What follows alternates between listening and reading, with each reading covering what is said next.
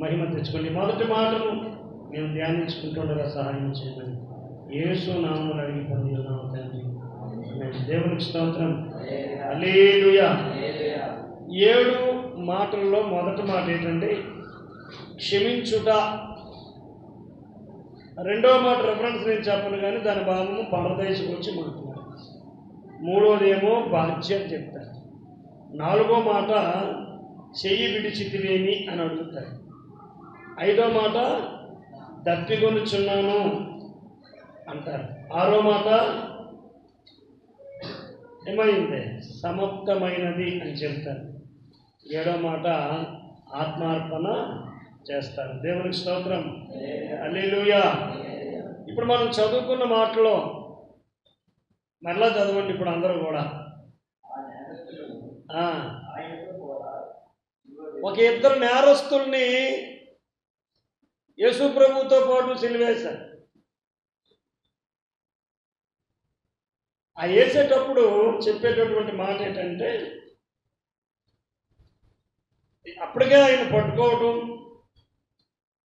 అప్పటికే ఆయన ఏం చేస్తుందంటే పట్టుకోవటం, కొట్టడం, ఆ సిలువేసే ముందుగా ఆయన అనే మాట్లాడేటప్పుడట వీరేమి చేయుచున్నారో అది అలాగే తెలీదా? ప్రభువారు విజ్ఞాపన చేస్తున్నారు అక్కడ కూడా. వీళ్ళేమి చేయుచున్నారో వీళ్ళు ఎరుగరు. కాబట్టి వీళ్ళు ఏం చేయాలి? క్షమించమని అంటున్నాడు. ఆ సమయంలో ప్రపంచంలో పుట్టిన నరుడుగా పుట్టిన ఎవడు కూడా క్షమించలేరు. కానీ ప్రభువారు పాత నిబంధన క్రొత్త నిబంధనలో కూడా చూడండి, కీర్తనలో కూడా రాయబడింది. ఆ 22వ కీర్తన 18వ వచనం చదువుదాం ఒకసారి. 22వ కీర్తన.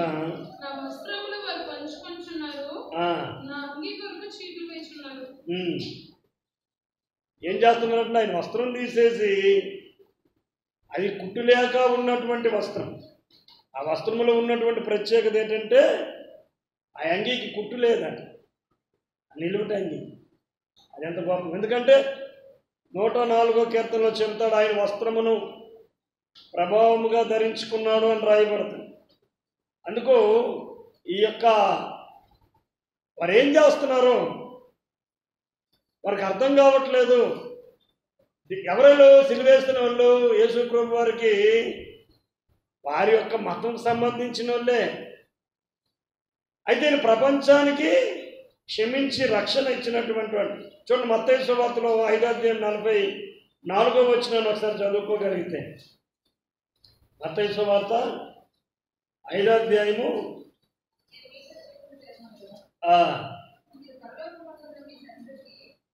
మీరు మీ పరలోకమందున్న మీ తండ్రికి కుమారులై ఉండునట్లు ఎవరమ్మా?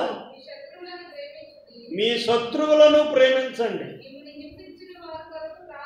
మిమ్మల్ని హింస పెట్టేవారు ఉంటారు కదా, వారి కొరకు ప్రార్థన చెయ్యండి అని చెప్పారు. కాబట్టి యేసు ప్రభువు చెప్పారు కాబట్టి తానే క్షమించారు.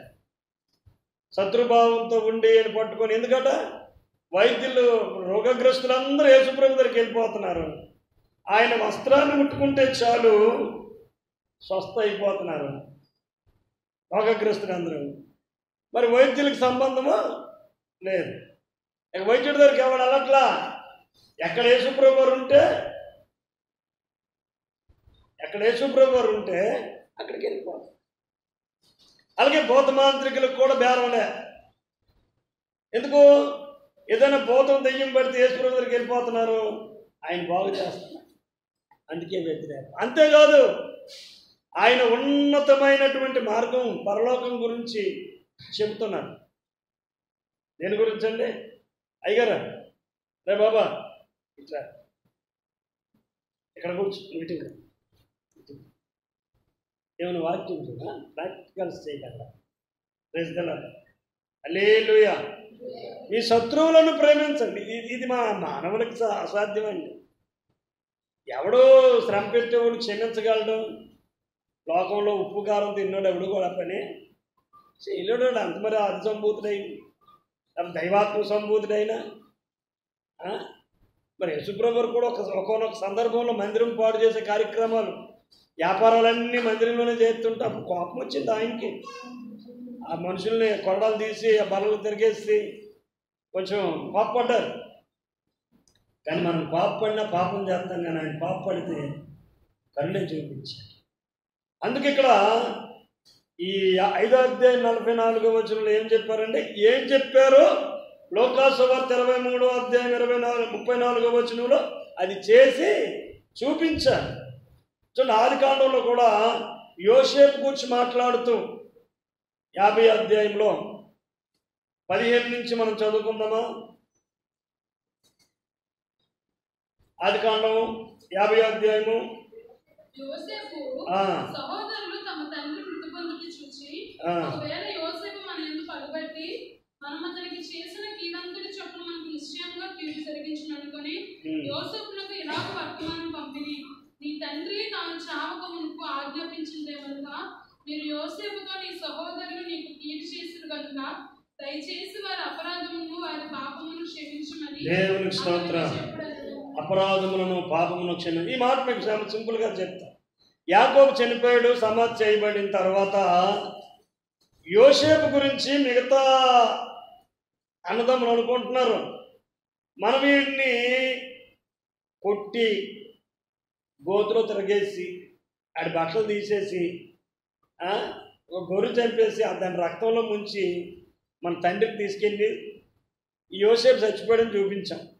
ఈయనేమో గోతులో నుండి తీసి ఇస్మాయిలుడికి అమ్మేశాం. ఇప్పుడు ఇదంతా వీడికి తెలుసు, మన మీద కానీ పగబడతాడేమో, నాన్న మమ్మల్ని క్షమించమన్నాడని అడుగుదాం అనుకొని వెళ్ళి చెబుతాడు. అప్పుడు ఆయన ఏమంటాడంటే, నేను మిమ్మల్ని ఏమీ చెయ్యను, నేను మిమ్మల్ని క్షమించాను. ఒకవేళ యోసేపు అనబడినటువంటి ఆయన క్షమించకపోతే ఎప్పుడు చంపేసి ఉండే 11 మందిని? ధాన్యంకి వెళ్ళినప్పుడే వేసేసినాం. అర్థమైపోయింది ఎప్పుడో, వీళ్ళు యాకోబు పిల్లలని చెప్పి అర్థమైపోయింది ఎప్పుడో, ఐగుప్తులో అడుగుపెట్టినప్పుడు మరలా కానాను దేశంలో అడుగుపెట్టే ఛాన్సే లేకన్నా చేసేసి. ఇప్పుడు యేసు ప్రభు చెప్పేటటువంటి లక్షణం పాత నిబంధన భక్తుల్లో ఉంది కనుక మనము కూడా కొంచెం ప్రయత్నం చేస్తే శత్రువులను క్షమించగలము అని వాక్యం చెబుతాం. ప్రయత్నం చేస్తే, ప్రయత్నం చేయకపోతే ఈడు కొడతాడు, 2 వేసుకు వెళ్ళిపోవటమే. అట్టిండి కొడితే ఇట్టిండి కొట్టడానికి ఏముంది? యేసుప్రభు వారు కూడా క్షమించే విషయంలో ఒక చెంప చూపి కొడితే 2వ చెంప, మరి 2వ చెంప మీద కొట్టాడు, మళ్ళీ ఇంకెక్కడ కొట్టించుకుంటాం? ఇప్పుడు 2 చెంపలు ఖాళీగా ఉన్నాయి కదా, ఆడికి కొట్టిడు. ఇప్పుడు అది లోకం నేర్పుతున్నటువంటి. అందుకే చూడండి, ఆయన పరలోక ప్రార్థన చేసేటప్పుడు మత్తయి సువార్త 6వ అధ్యాయం 12వ వచనంలో ఆ మాట రాయబడుతుంది. ప్రార్థన, పరలోక ప్రార్థనలో ఆ మాట చెప్తాడు, మా రుణస్తులను మేము క్షమిస్తే మా రుణములు క్షమించము. నువ్వు క్షమించలేదనుకోండి, ఉంటాయి క్షమించలేనన్ని పాపాలు, నేరాలు, ఘోరాలు. టీవీ నైన్ తీసుకొస్తే బోల్డని బయట తెస్తాడు. ఆడికంటే భయంకరంగా ఉంటాం మనం. ఆడ ఎందుకు పనికిరాడు. నీవు క్షమించబడితే నువ్వు క్షమించు అన్నాడు యేసుప్రభు. ఏంటంటే ఆయన చేసే ఉపదేశం ఏంటి? పరలోక ప్రార్థనలో కూడా, పరలోకమందున్న మా తండ్రి, నీ నామము పరిశుద్ధపరచబడును గాక, నీ చిత్తము, నీ రాజ్యం వచ్చును గాక, నీ చిత్తం పరలోకమందు భూమి మీద కూడా నెరవేర్చబడును గాక, మా అనుదిన ఆహారం నేడు మాకు. ఇక్కడే 6వ అధ్యాయంలోనే కనబడతాయి ప్రార్థన 10. ఇప్పుడు అన్నాడు 11, 12వ వచనంలో, మా రుణస్తులను మేము క్షమించి ఉన్న ప్రకారము మా రుణములను మమ్మల్ని శోధనలోనికి తేక దుష్టు నుండి తప్పించండి. మరి ఈ యొక్క క్షమాపణ అనేది యేసుప్రభు వచ్చిన తర్వాత నేర్పాడు అనేది కాదండి. దేవునిలో క్షమాగుణం ఉంది. ఆ గుణాన్ని పట్టుకొని యేసుప్రభు దేవుడిగా భూమి మీదకి వచ్చాడు. ఆదియందు ఉన్నవాడు యేసు ప్రభువే. రేపు పరలోకంలో ఉన్నవాడు కూడా యేసు ప్రభువే. సృష్టి ప్రారంభం చేసింది ఆయనే, ఈ సృష్టిని ముగించింది ఆయనే. పాత నిబంధనలు ఆది కాండంలో మనం చదివాం. మీరు భయపడకండి, యోసేపు అంటాడు, నేను మిమ్మల్ని మీ పిల్లలను పోషిస్తానని చెప్పాడు యాది. ఇప్పుడు రాజుల గ్రంథంలో మనం చదివామనుకున్న 1వ రాజులు 8వ అధ్యాయంలో, 1వ రాజులు 8వ అధ్యాయం 50వ వచనం చదువుకున్నాం. నీకు ఇది సొలొమోను దేవుని మందిరంలో ప్రార్థన చేస్తూ చెప్తున్నటువంటి మాటలు. 1వ రాజుల గ్రంథము 8వ అధ్యాయము 50వ వచనం. 1వ రాజులు 8వ అధ్యాయం 50 చదవండి. నీకు విరోధముగా పాపము చేసినటువంటి నీ జనులు ఏ తప్పుల చేత నీ విషయమై అపరాధులయ్యారు. ఆ తప్పులను వారికి క్షమించి,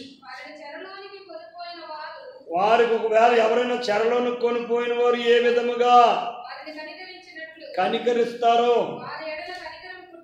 వారి ఎడల కనికరం పుట్టించుము అని సొలొమోను ఇశ్రాయేలు విషయంలో ప్రార్థన చేస్తున్నాడు. ఒప్పుకునే మనస్సు, దిద్దుకునే మనస్సు మీరు వారికి పెట్టి వారు ఒప్పుకున్నట్లు సహాయం చేయండి. అందరూ రాళ్ళెట్టుకొని వ్యభిచారపు స్త్రీని కొట్టాలని వచ్చాయి. ఆవిడ వచ్చి యేసు ప్రభు పాదాల మీద పడి ఆయన అంటాడు, వీళ్ళందరూ అంటున్నారు ధర్మశాస్త్రం ప్రకారం వ్యభిచారమందు పట్టబడిన స్త్రీని రాళ్ళు పెట్టి కొట్టాలని రాయబడింది కదా బోధకుడా, నువ్వేమంటావు? అప్పుడు ఆయన ఏదో రాస్తున్నాడని రాయబడింది, భూమి మీద ఏదో రాస్తున్నాడట. ఆయన కళ్ళెత్తి చూసేటప్పటికి ఎవడో లేడు, రాళ్ళొక్కి వెళ్ళిపోయారు అందరూ. ఆమె ఉందంట, అమ్మా అని పిలిచి, నిన్నెవరూ శిక్షించలేదా? నేను కూడా నిన్ను శిక్షించను, వెళ్ళిపోవాలి. మరొక పాపము చేయి. ఎందుకంటే క్షమించే ప్రయత్నం అనేది చాలా కష్టమైనది ఈ లోకంలో. ఈ లోకంలో క్షమించడం అనేది, క్షమించడం శాతగానుడు అగ్గేట్చేనే వెళ్ళిపోతాడు. ఆయన కొట్టడం, కొట్టించేవాడిని ఏర్పాటు చేసి నా వల్ల ఎలాగ అవ్వదు కానీ ఆయన పెట్టి ప్రేమించే, లేకపోతే ఆయన పెట్టి కొట్టించి కక్ష సాధింపు చేయి ఎంతో ఒకలాగా. కానీ అది ఆ నరకంలో కూడా శిక్ష పెట్టబడుతుంది.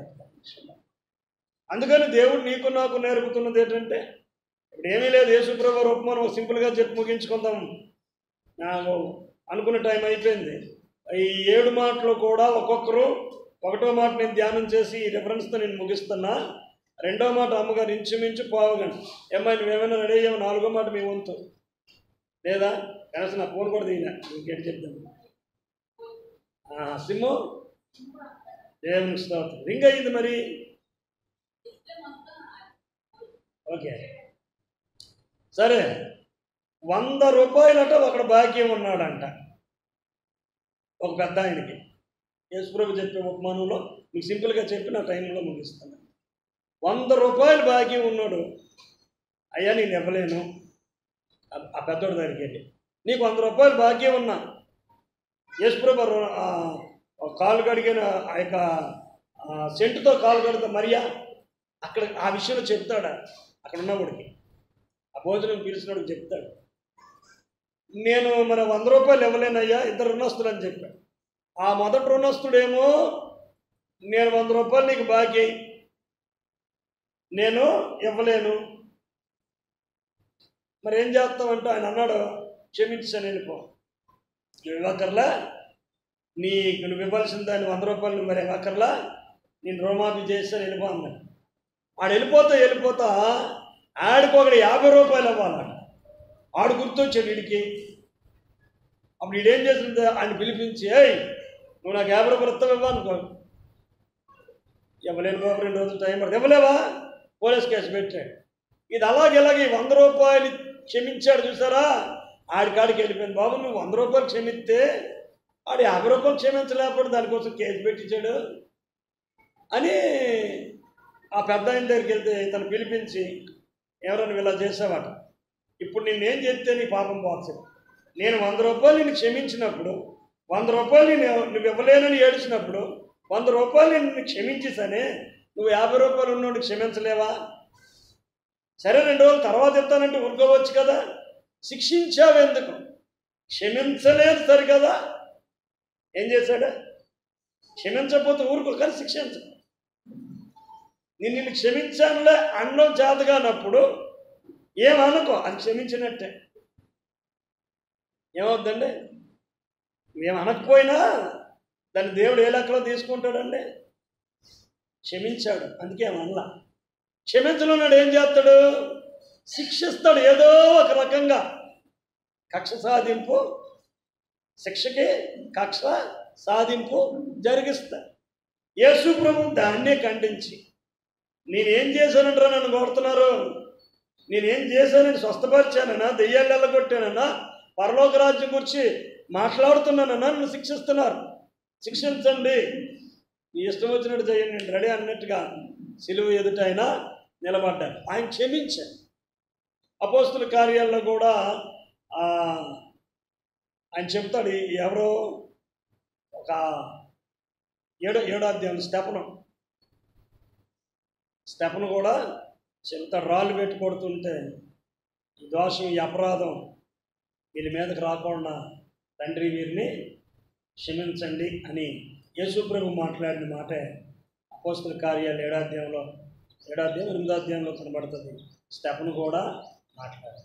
అయితే మనం ఎంతమందిని క్షమిస్తూ ఉన్నాం, లేదా ఎంతమందిని కక్ష సాధింపు చేస్తాం? నీకు ఇప్పుడు ఉండుండ్రా, నీకు తర్వాత ఉండుండ్రా అంటే దాన్ని ఏమంటారంటే క్షమించడం చేతగాక శిక్షించటం. మరి ఆడికి రేపు పొద్దున్న కూడా అంటాడు నీకు ఉండుండ్రా అని. సామెత చెప్పుకుంటారు కదా గుప్తా గారు, అలిమిని బలిమిని బ్రహ్మదేవుడా యేసుప్రభు కొట్టండిలే. అలాంటివన్నీ బ్రహ్మదేవుడు ఖర్చు చెప్తారు. ఎందుకంటే యేసుప్రభు ఆయుధాలు ఉండవు, మాటే ఆయుధం. దేవునికి స్తోత్రం, హల్లెలూయా. కాబట్టి నువ్వు క్షమించలేకపోయావు అనుకో, నిన్ను శిక్షించిన వాళ్ళని దేవుడు లేపుతాడు. అర్థమైందా? ఈ 1వ మాట ఏం నేర్పుతుంది నీకు నాకంటే? నీవు నేను నేర్చుకోవాల్సింది. నీవు నేను క్షమించలేకపోతే నిన్ను నన్ను శిక్షించే వాళ్ళని దేవుడే లేపుతాడు. దేవుని ప్రేమ మనం లేవని బలవంతం చేస్తుంటే క్షమించమని. దేవుని ప్రేమను బట్టి కనుక నువ్వు క్షమించలేకపోతే నిన్ను కూడా క్షమించకుండా శిక్షించేవారిని లేపుతాడు. అందుకని ప్రభువుకు ప్రార్థించే, ప్రభు పలానా నన్ను శిక్షిస్తూ ఉన్నాడు, క్షమించలేకపోతున్నాడు, కనికరించండి, వాళ్ళు క్షమాగుణం పెట్టండి, క్షమాభిక్ష పెట్టండి, క్షమించినట్టు చేయండి అని ఎప్పుడైతే అడుగుతామో మనం ఆటోమేటిక్గా క్షమించబడతాం. క్షమించే మనసు మనలోనూ కూడా వస్తుంది. పోన్లే దేవుడే చూసుకుంటాడులే అనేటటువంటి మాట చాలా గొప్పగా పనిచేస్తుంది. దేవుడి మొదటి మాటను దీవించిన ప్రార్థన చేసుకుందాం. తల వంచండి. అమ్మగారు 2వ మాటకు సిద్ధపడతారు. ప్రార్థన చేసుకుందాం. స్తోత్రమయ్యా పరిశుద్ధుడా యేసు ప్రభువా.